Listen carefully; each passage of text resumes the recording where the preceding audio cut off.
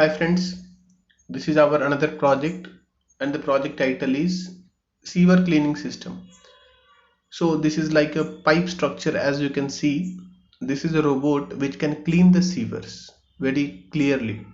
So what is the idea? That you can see that fin which is fixed above, that you can have a look, that will be rotating, and there is a sensor. That sensor will sense the obstacle.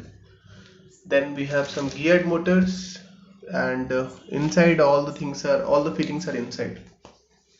So what is the idea? When these fins will rotate, and you can see that there are so many claws and hooks, it means when the pipeline is too long, the robot will be keep on moving inside, and if any dirt is there like plastic or polythenes are there, so what it will do, it will be stuck in this, and if any type of problem or any type of obstacle is there, that will be cut by this type of metal blades.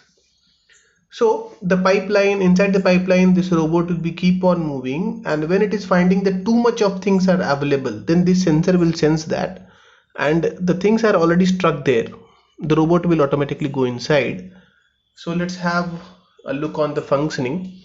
When you start the project means the robot will automatically start moving, and once it is going to hit something, it will go back and it will keep on moving. So that is the idea.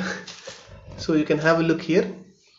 So the robot will be, again, once you start the robot means the robot will be able to move forward, and at the same time it's going to, if it is going to find any obstacle, it's going to come back. So that is the idea. So with this system, we don't need to manually clean the sewers.